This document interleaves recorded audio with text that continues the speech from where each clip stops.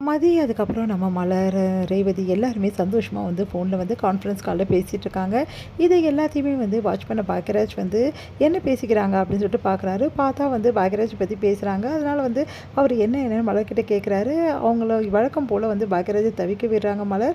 இங்க வந்து ரொம்ப சந்தோஷமா வந்து அப்படியே அண்ணன் பண்ணுச்சு அப்படி சொல்லிட்டு பேசிட்டு இருக்காங்க ரேவதியும். இங்க ரேவதி வந்து பேசிட்டு இருக்கிறத வாட்ச் பண்றாரு. எப்பவும் போல வந்து நம்ம தங்கராஜ் வந்து யார்கிட்ட தான் பேசுறா இவ?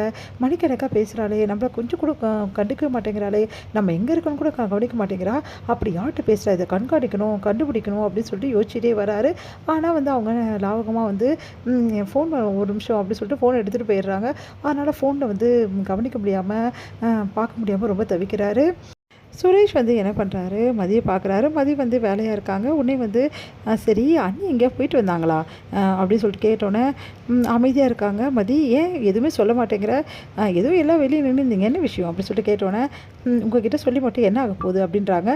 அதை கேட்டுட்டு என்ன நீ இப்படி பேசுகிற, என்கிட்ட சொல்லி என்ன ஆக போகுதுன்னா, ஏன் நான் எதுவும் செய்ய மாட்டேன்னா நீங்கள் என்ன செய்வீங்க அப்படின்றாங்க. என்ன செய்வேன்னா புரியல அப்படின்னோடனே உங்ககிட்ட சொன்னால் மட்டும் ஏதாவது உதவி செய்வீங்களா, நான் எங்கள் அண்ணிக்காக நான் உதவி கண்டிப்பாக செய்வேன். ஓ நீங்கள் உதவி செய்வீங்க. அவங்க 2 பேரையும் உங்கள் அப்பாவையும் உங்கள் அம்மாவையும் வந்து ஹாஸ்பிட்டலுக்கு கூட்டிகிட்டு போகணும். உங்கள் அண்ணன் தானே கூட்டிகிட்டு போனார், நீங்களா கூட்டிகிட்டு போனீங்க அப்படின்னோடனே என்கிட்ட சொல்லியிருந்தால் நான் கண்டிப்பாக கூட்டிகிட்டு போயிருப்பேன்.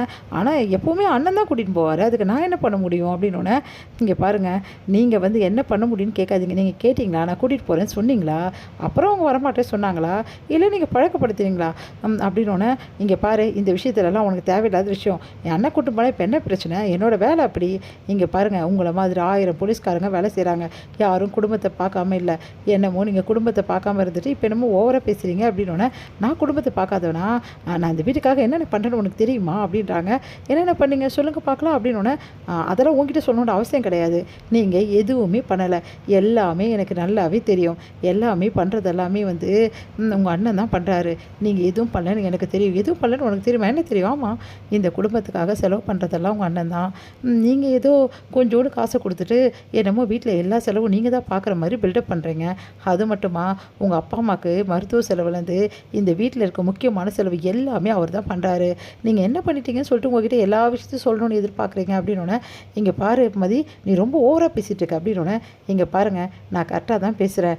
முதல்ல இந்த வீட்டுக்கு செய்ய வேண்டியதை நீங்கள் ஏதாவது செய்யுங்க, அப்புறம் இந்த வீட்டை பற்றி எல்லா விஷயத்தையும் தெரிஞ்சுக்கணும்னு நினைக்கலாம். உங்ககிட்ட நான் எதுவும் சொல்லணுன்ற அவசியம் கிடையாது அப்படின்னு சொல்லிட்டு போயிட்டே இருக்காங்க. அதெல்லாம் கேட்டுட்டு சுரேஷ் செம டென்ஷன் ஆகிறாரு. உடனே வந்து எவ்வளோ திமிரு இருந்தால் இப்படி பேசுவா, என்னை பற்றி பேசுறதுக்கு இவ்வளோ இது அப்படி சொல்லிட்டு செம டென்ஷன். தலகாணி தூக்கி எறியாரு. இங்கே பாருங்கள், தலகாணி இருக்க வேண்டி இருக்கிறது தான் நல்லது, தூக்கி போட்டிங்கன்னா நீங்கள் தான் அந்த தலகாணியை உரம் மாற்றணும், இல்லை நான் வந்து அந்த கவரை மாற்ற மாட்டேன் அப்படி சொல்லிட்டு போகிறாங்க. அதெல்லாம் பார்த்து இன்னும் டென்ஷன் ஆகிறாரு சுரேஷ். அப்படியே தலகாணி போட்டு அப்படியே வந்து கையிலே வந்து அழுத்துறாரு டென்ஷன் ஆகி. இங்கே வந்து என்ன பண்ணுறாங்க, வந்து ரொம்ப சந்தோஷமாக வந்து மலர் வந்து பேசிகிட்டு இருக்காங்க. அப்போ மதி வந்து அப்படியே நடந்துச்சு, ஆமாம் நான் என்ன பேசுவேன் ஏது பேசுவேன் தவிச்சு போயிட்டார் பாக்யராஜ், தெரியுமா உனக்கு மதி அப்படி சொல்லிட்டு மலரும் மதியம் ரொம்ப சந்தோஷமாக பேசிகிட்டு இருக்காங்க. இது எல்லாத்தையும் அவங்க மாமியார் வாட்ச் பண்ணுறாங்க.